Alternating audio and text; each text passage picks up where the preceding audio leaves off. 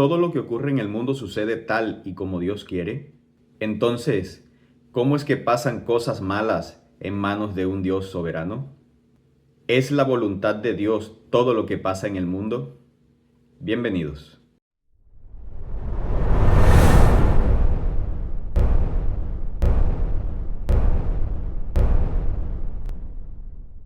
Nuevamente quiero darle la bienvenida a cada uno de ustedes a este video. Hemos estado hablando del tema del mal, el origen del mal. Y hoy no va a ser la excepción. En este tema que tiene que ver con la libertad humana, con el amor y la providencia divinas. ¿Qué podemos decir de este tema tan importante y fundamental? Atención a lo que continúa. Empecemos leyendo un texto bíblico que se encuentra en el libro de San Juan, capítulo 16, versículo 33, y dice de la siguiente manera: Estas cosas les he hablado para que en mí tengan paz. En el mundo tendrán aflicción, pero tengan buen ánimo. Yo he vencido al mundo. Cuando uno lee la Biblia, en el libro de Romanos, por ejemplo, capítulo 12, versículo 2, uno se encuentra con que la voluntad de Dios es buena, agradable y perfecta. Entonces, si la voluntad de Dios es buena, agradable y perfecta, ¿cómo podemos conciliar esa idea con todo lo malo que ocurre en este mundo? Y ante esto, una pregunta: ¿realmente siempre se cumple la voluntad de Dios? Quiero que vayan conmigo al libro de los Salmos, capítulo 81, versículos 11 al 14. El texto bíblico dice de la siguiente manera: Pero mi pueblo no oyó mi voz, Israel no me quiso a mí. Los dejé por tanto a la dureza de su corazón, caminaron en sus propios consejos. Si me hubiera oído mi pueblo, si en mis caminos hubiera andado Israel, en un momento habría yo derribado a sus enemigos y habría vuelto mi mano contra sus adversarios. Isaías capítulo 66, versículo 4 dice lo siguiente: También yo escogeré para ellos desgracias y traeré sobre ellos lo que temen, porque llamé, pero nadie respondió. Hablé, pero no escucharon, sino que hicieron lo malo delante de mis ojos y escogieron lo que no me agrada. Un versículo más. Lucas capítulo 13, versículos 34 y 35. Mire lo que dice: Jerusalén, Jerusalén, que matas a los profetas y apedreas a los que te son enviados. ¿Cuántas veces quise juntar a tus hijos, como la gallina a sus polluelos debajo de sus alas, pero no quisiste? Vuestra casa os es dejada desierta, y os digo que no me volveréis a ver hasta que llegue el tiempo en que digáis: bendito el que viene en el nombre del Señor. Haciendo un rápido análisis de todos estos versículos, nos vamos a dar cuenta de un punto importante, y es libertad. Dios quiere una cosa, pero el pueblo escoge otra. Dios dice esto, pero ellos escogen otra cosa. Allí hay libertad. Entonces, como las personas escogen lo que quieren, de este modo Dios no va a estar con estas personas. Él respeta la libertad, pero tampoco es un Dios permisivo que todo le da, aun cuando las personas están en contra de su voluntad. En este sentido, no podemos decir que la voluntad de Dios se ha cumplido, porque las personas hicieron lo que quisieron por su libertad, por su libre albedrío. Cuando uno lee la historia, por ejemplo, del joven rico, que un joven que desechó las enseñanzas de Jesús o la propuesta que Jesús le estaba haciendo, en el libro de Lucas, capítulo 18, usted la puede leer, finalmente Jesús le dice a los discípulos: lo que es imposible para los hombres es posible para Dios. Y esta idea de que todo es posible para Dios está en muchas partes de la Biblia, porque para Dios no hay nada imposible. Les voy a dejar algunos versículos para que ustedes mismos los puedan leer. Para Dios no hay nada imposible. Y como no hay nada imposible, encontramos historias donde Dios, por ejemplo, liberó al pueblo de Israel de la esclavitud de los egipcios.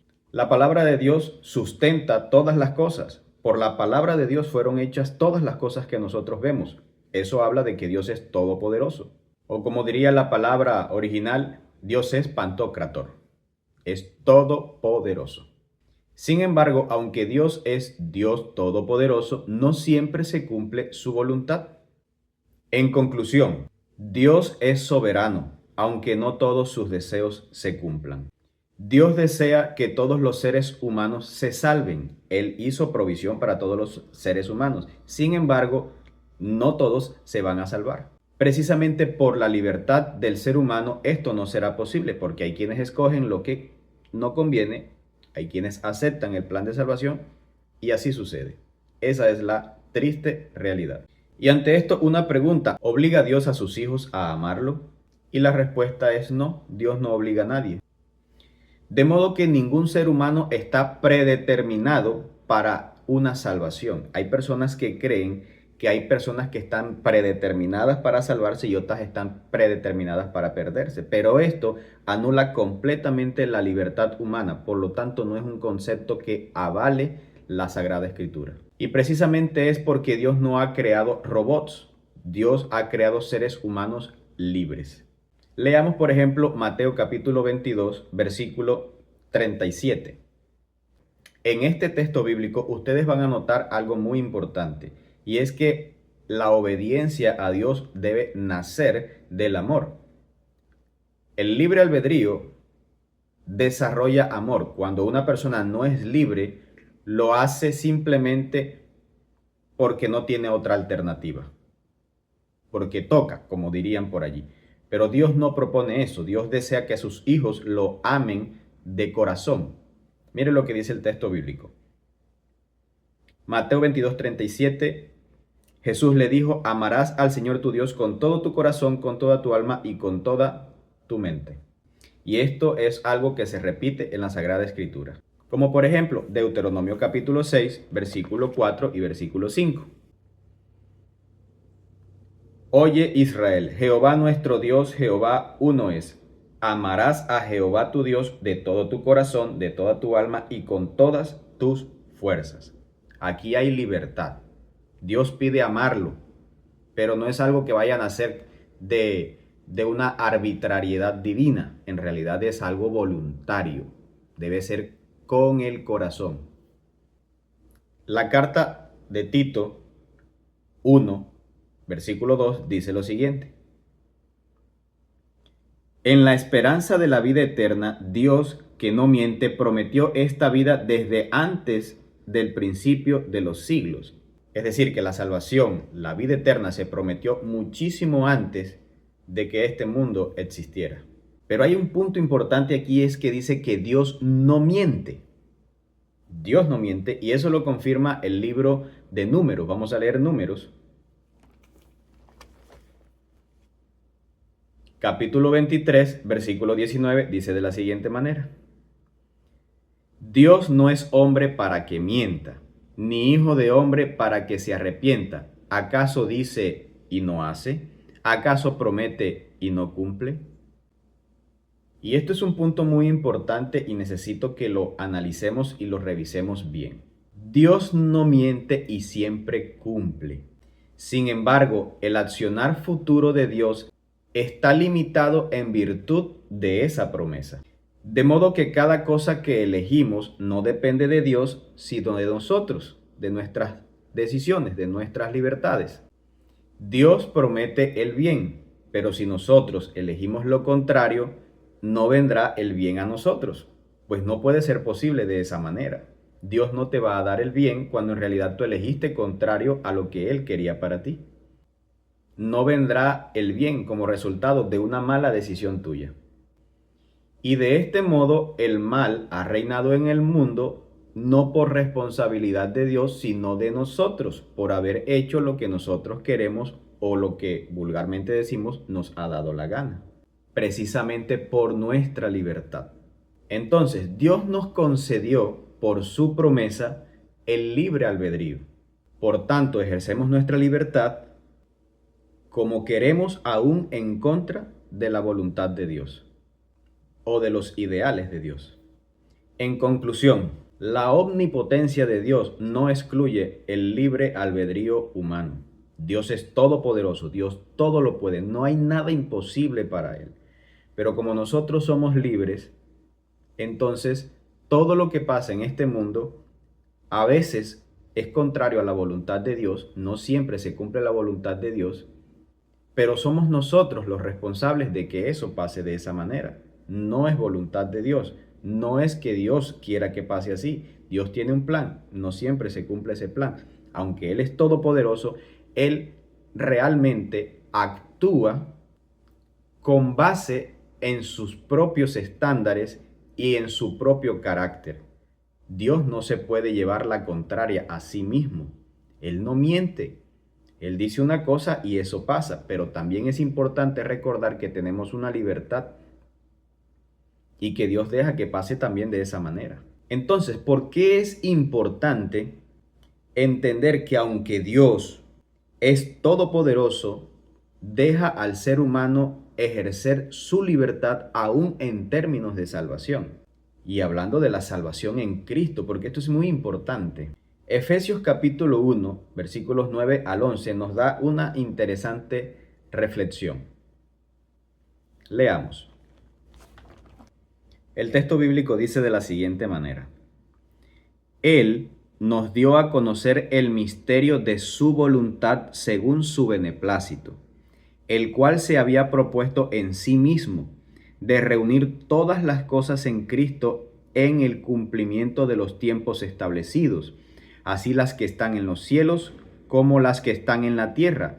En Él asimismo tuvimos herencia, habiendo sido predestinados, conforme al propósito del que hace todas las cosas, según el designio de su voluntad. Y esta palabra predestinados es muy mal entendida. Hay personas que creen que predestinar es predeterminar que algo suceda tal y como Dios quiere que pase. Y en realidad esto está muy alejado del concepto bíblico. Como ya lo decía anteriormente, algunas personas creen que algunos están destinados para la salvación y otros para la perdición. Y como este versículo está diciendo que fueron predestinados algunas personas, entonces se sigue creyendo la idea de que Dios predestinó a algunas personas, solo a algunas personas para la salvación. Y lo peor del caso, a otras para la perdición. Pero la pregunta es, ¿encaja esto con la idea bíblica sobre el tema? ¿No encaja esto en realidad con una idea de Dios de una manera injusta? Porque la Biblia, según lo que hemos estudiado todos estos videos anteriormente, Dios es un Dios justo. Así que si nosotros creemos que Dios ha destinado a algunos para perdición y otros para salvación, estamos hablando literalmente de una injusticia. Y les voy a decir por qué. Hagámonos las siguientes preguntas. ¿Usted ve justicia en que Dios quiera salvarlo a usted o condenarlo a usted sin siquiera usted haber nacido? ¿Ve lógica usted en eso? ¿No anula esto la libertad humana, la libertad de elección, creer de esta manera? Realmente esta idea echa por tierra la libertad humana y además de eso echa por tierra el amor y la justicia de Dios. ¿O usted cree lógico que Dios quiera salvarlo a usted cuando usted ni siquiera tiene interés en salvación ni de Dios, ni siquiera piensa en una idea de Dios? De un Dios redentor y salvador, de un Dios creador. Usted no tiene idea ni le interesa eso y usted aún así dice, según este concepto, se va a salvar usted y usted ni siquiera quiere eso porque no le interesa. ¿Hay lógica en eso? No, no hay lógica en eso. O por otro lado, usted ve lógica en que Dios lo condene a usted siendo un buen cristiano, siendo una persona que ama y aplica la Biblia tal y como la Biblia lo enseña. Así que no hablamos de predestinación o predeterminación anticipada de Dios, como que Dios quiere que esto pase así y así va a pasar y Dios lo salva así porque lo eligió antes sin tener en cuenta su libertad. Eso no enseña la Biblia. Realmente la palabra predeterminación o predestinación lo que enseña es que Dios se ha trazado una meta.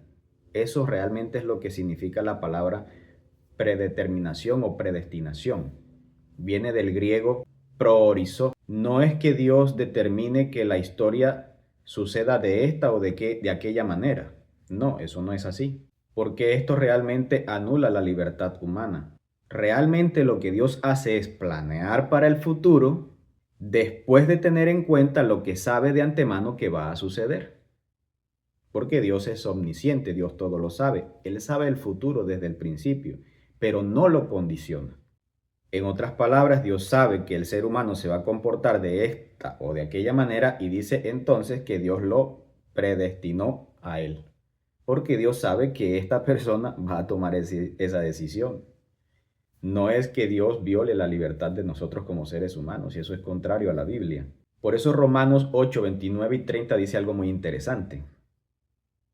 El texto bíblico dice así: a los que antes conoció, primero conoce, a los que ya conocía de antemano, a los que antes conoció también los predestinó para que fueran hechos conforme a la imagen de su Hijo, para que Él sea el primogénito entre muchos hermanos. Y a los que predestinó, ahora dice el texto bíblico, a estos también llamó. Miren lo interesante. Dios primero conoce, Dios después predestina y posterior a ello Dios llama. Si Dios te hubiese predestinado a ti, entonces no te llamaría. Y el texto bíblico termina diciendo allí, y a los que llamó, a estos también justificó. A estas personas llamó y las justificó, pero las justificó precisamente porque aceptaron el llamado de Dios. Y hay gente que rechaza el llamado de Dios. Y es así de sencillo. De otra manera, entonces el ser humano, Dios tiene un plan para el ser humano, pero el hombre decide lo que quiere, tal como registra el texto bíblico que voy a leer a continuación. Lucas capítulo 7, versículo 30 dice lo siguiente: pero los fariseos y los intérpretes de la ley desecharon los designios de Dios respecto de sí mismos. Es decir, que Dios tenía un plan con el pueblo de Israel. Estos fariseos que están aquí, esta gente de la que se está hablando el versículo, Dios las había llamado, los había hecho su pueblo, pero ellos, dice el texto bíblico, rechazaron el designio de Dios que Dios tenía para ellos. Vuelvo y lo leo.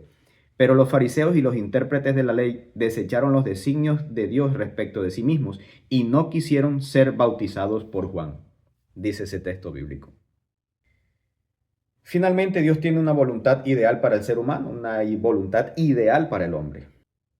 Muchas veces esa voluntad no se cumple.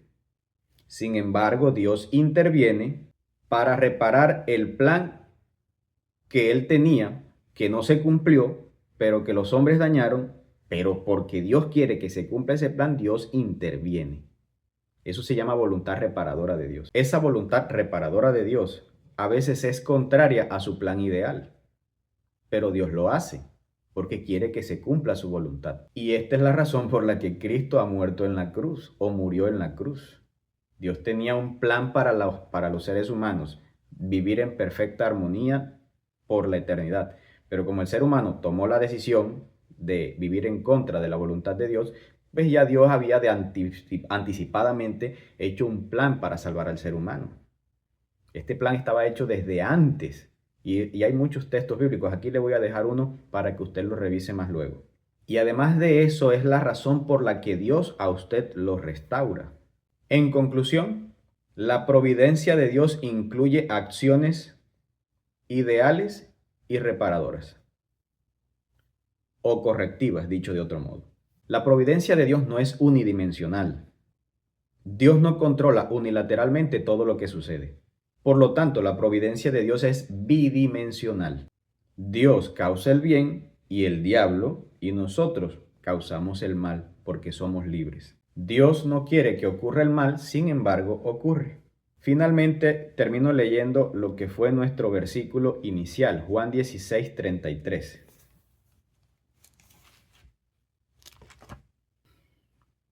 El texto bíblico dice de la siguiente manera: estas cosas os he hablado para que en mí tengáis paz. Es el plan de Dios que nosotros los seres humanos tengamos paz. Pero como no todo pasa como queremos, el texto bíblico dice, en el mundo tendréis aflicción. Pero hay un punto muy importante. Dice Jesús, pero confiad, yo he vencido al mundo. Debemos poner nuestra confianza en Cristo para tener paz, aún en medio de lo que no es el ideal de Dios, es decir, el sufrimiento.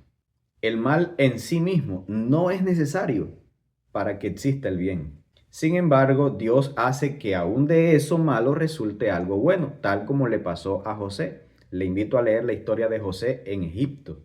Los hermanos lo vendieron e hicieron lo malo. Esa no era la voluntad de Dios, que él fuera a Egipto de la manera que se fue.